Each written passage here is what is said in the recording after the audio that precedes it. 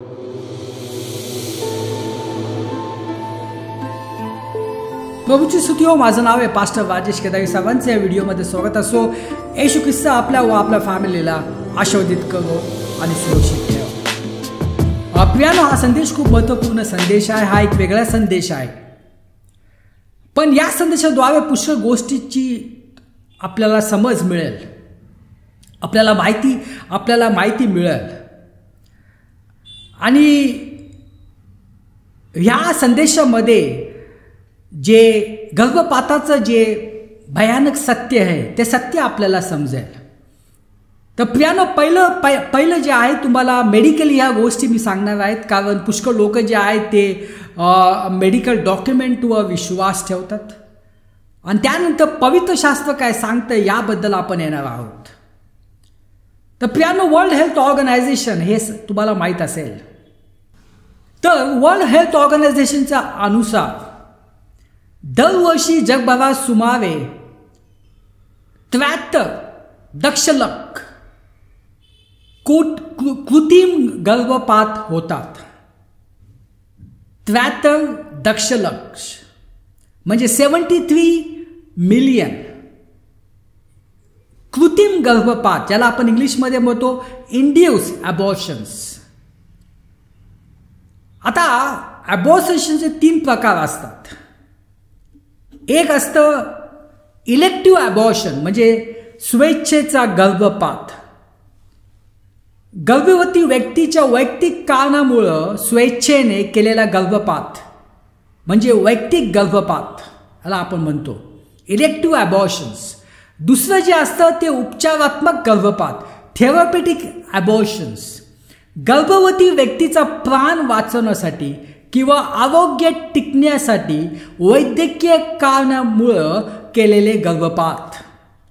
आणि तिसरं जे असतं ते असतं नैसर्गिक गर्भपात, ज्याला आपण म्हणतो मिसकॅरेज, किंवा आपण एक दुर्घटना पण म्हणू शकतो. याला आपण गर्भपात म्हणू शकत नाहीये, पण याला आपण म्हणू शकतो दुर्घटना, एक ट्रॅजेडी. तर हे जे फिगर तुम्हाला मी सांगितलं 73 दशलक्ष 73 मिलियन्स, तर ह्यामध्ये जे नैसर्गिक गर्भपात होतात, मिसकॅरेजेस, याचा उल्लेख झालेला नाही आहे. यामध्ये फक्त जे पहिले 2 जे आहेत, स्वेच्छा गर्भपात आणि उपचारात्मक गर्भपात, याचा उल्लेख झालेला आहे. आता आपण बघूया की हे जे 73 मिलियन जे गर्भपात आहेत त्यामध्ये स्वेच्छेने किती होतात आणि उपचारात्मक किती होतात ते आपण बघूया.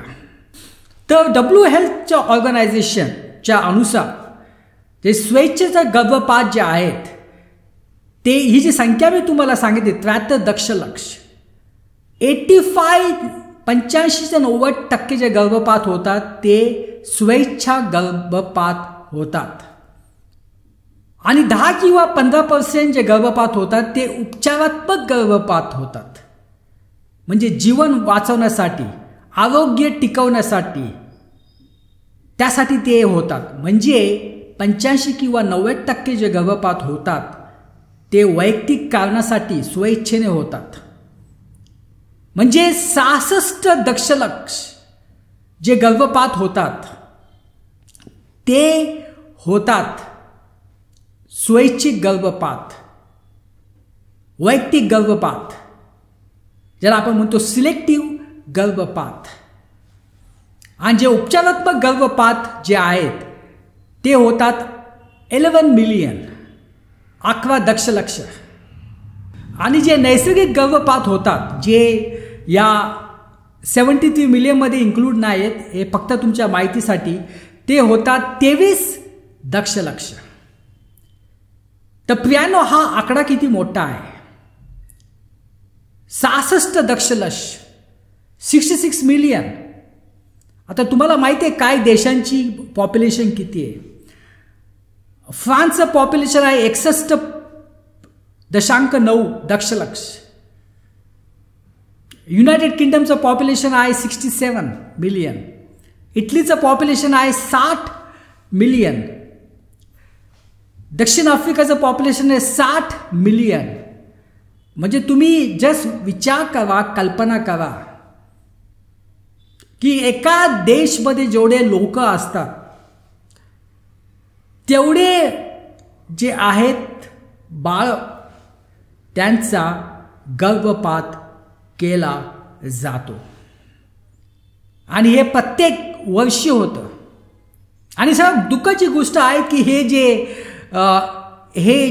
जे आतमध्ये जे छोटे बाळ असतात ते तर मोठ्याने ओढू शकत नाही. ते तर मोठ्याने ओढू शकत नाही की मला वाचवा म्हणून. ते तर बाहेर येऊन काय मोर्चा काढू शकत नाही आहे. तर प्रियानो, ही दुःखद घटना आहे. किती बाळांचा इथं खात्मा होतो. ही एक दुःखद घटना आहे. आणि हे जे फिगर्स जे आहेत हे आता वाढत वाढत वाढत चाललेले आहेत. का असं होतं? कारण पुष्कळ लोकांना ह्याबद्दल माहिती नाही आहे. पुष्कळ लोक जे आहेत ते जे जगिक जे नॉलेज आहे त्यानुसार ते चालतात. पुष्कळ लोकांना वाटतं की जेव्हा पोटामध्ये बाळ असतं तो एक संपूर्ण मनुष्यसारखा नसतो. जेव्हा तो बाहेर येतो तर एक संपूर्ण मनुष्यसारखा असतो. आता मेडिकल टर्म्समध्ये छोट्या बाळाला जे पोटामध्ये असतं त्याला वेगळे नाव असतात. त्याला पहिलं म्हटलं जातं एम्ब्रो, नंतर त्याला म्हटलं जातं फिटस.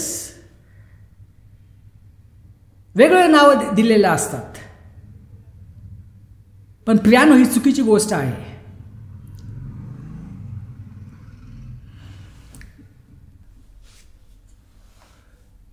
कारण पुष्कळ लोकांना असं वाटतं की जीवन जे आहे ते सुरू होतं काय ना वाटतं 4 आठवड्यापासून, काय ना वाटतं 24 गर्भधाराच्या 24 आठवड्यापासून, आणि काय ना वाटतं की जेव्हा ते बाळ बाहेर येतं तेव्हा त्या बाळाचं जीवन सुरू होतं.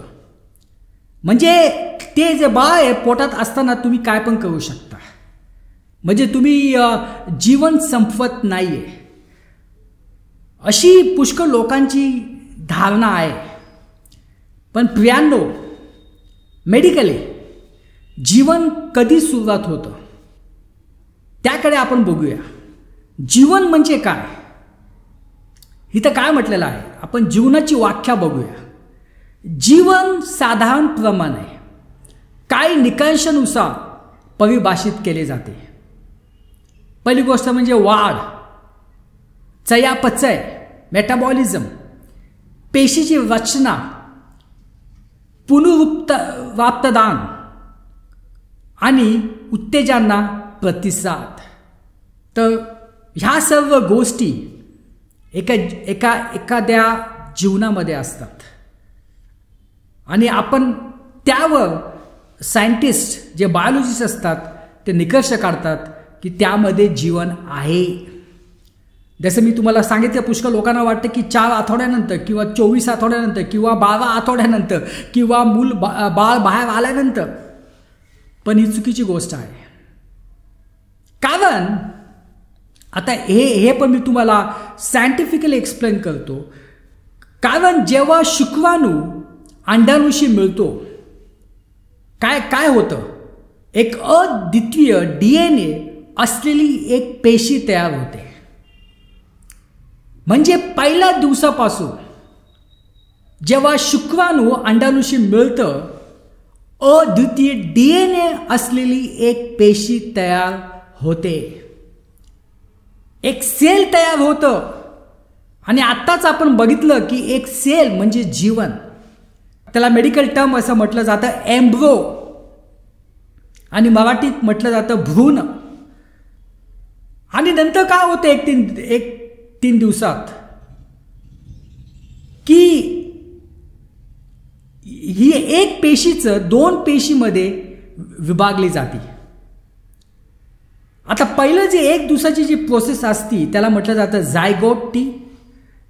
नंतरची प्रोसेस म्हटली जाते क्लीवेज किंवा अर्ली एम्ब्रो. तर एक पेशीचं 2 पेशीमध्ये विभागलं जातं, नंतर ते 8 पेशीमध्ये येतं, नंतर ते 16 पेशीमध्ये असं ते विभागलं जातं. आणि नंतर काय होतं की 6व्या दिवशी एक पेशीचा गोळा तयार होतो. म्हणजे 1 ते 8 आठवड्यामध्ये विकसित सुरुवातीची ही अवस्था असते. अवयव व शरीराची रचना तयार होत असते पहिल्या 1 ते 8 आठवड्यामध्ये, ज्याला मेडिकली म्हटलं जातं एम्ब्रो, मराठीमध्ये म्हटलं जातं भ्रूण. पण प्रियानो, आता तुम्हाला लक्षात आलं की जीवन सुरू होतं पहिल्या दिवसापासून. जेव्हा पहिली पेशी बनते तेव्हापासून, म्हणजे पहिल्या दिवसापासून. हे पुष्कळ लोकांना माहीत नाही आहे. पण पवित्र शास्त्र काय म्हणतंय? आपण मेडिकली त्याला म्हटलं जातं भ्रूण, एम्ब्रो. पण देव काय म्हणतो? आपण वाचूया स्तोत्र संहिता 139. देव आधीपासूनच जीवनाला ओळखतो आणि घडवतो.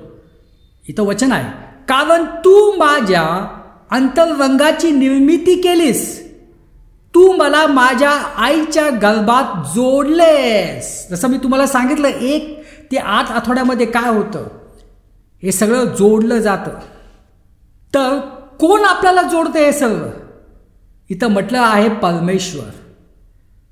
कारण तू माझ्या अंतरंगाची निर्मिती केलीस, तू मला माझ्या आईच्या गर्भात जोडलेस.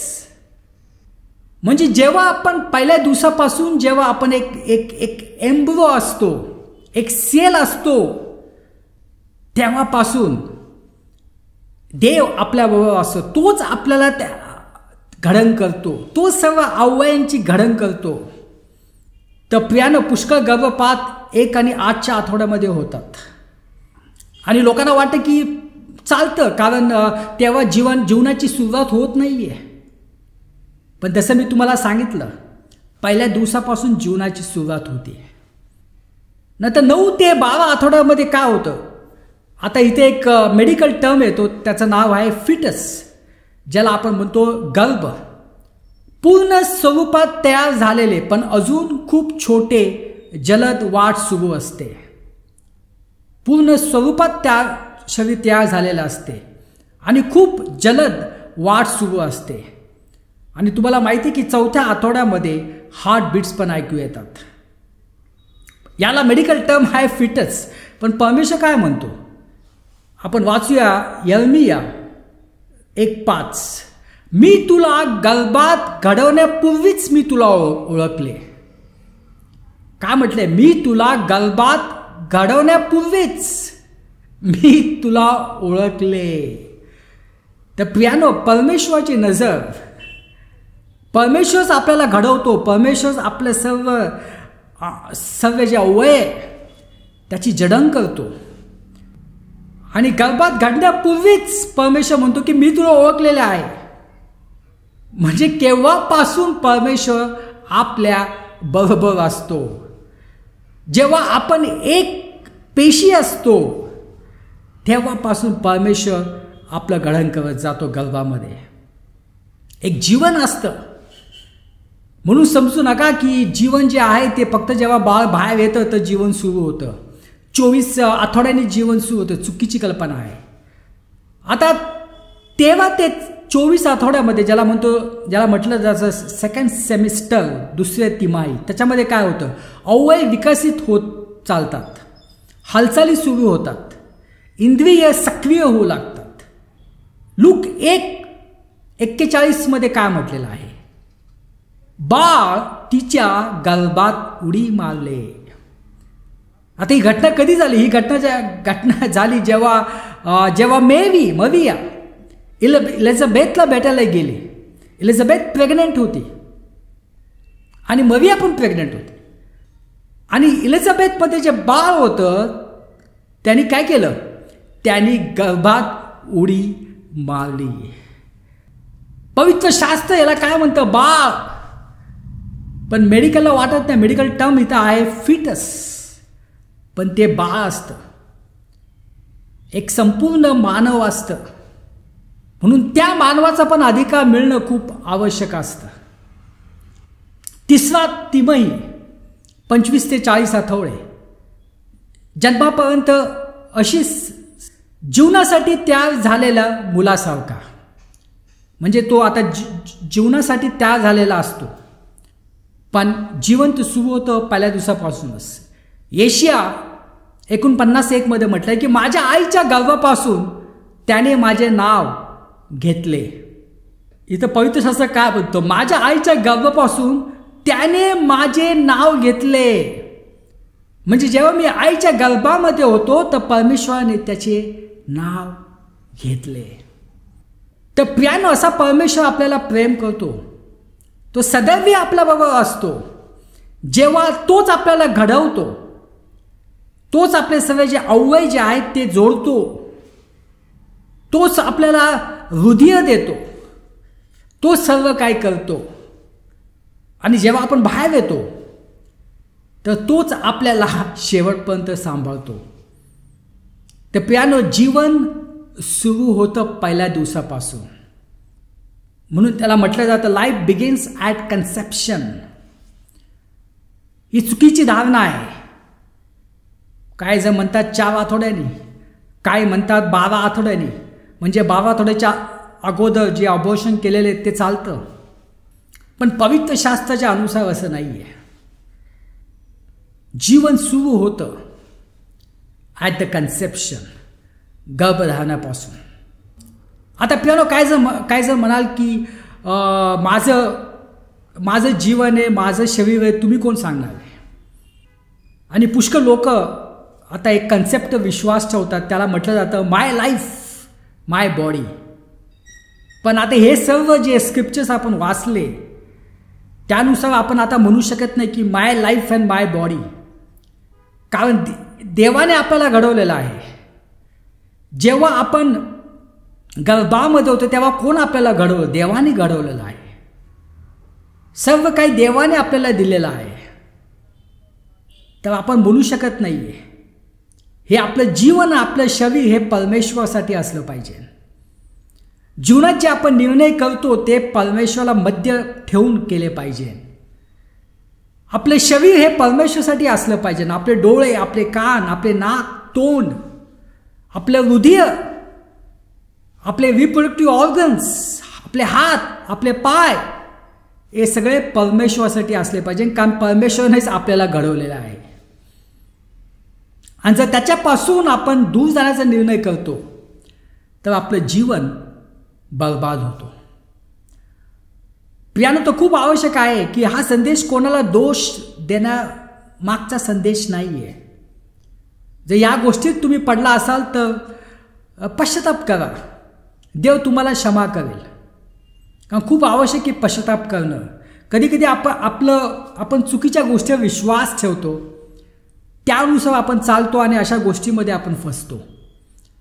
पण जर आपण आज पश्चाताप केला तर देव आपल्याला क्षमा करेल.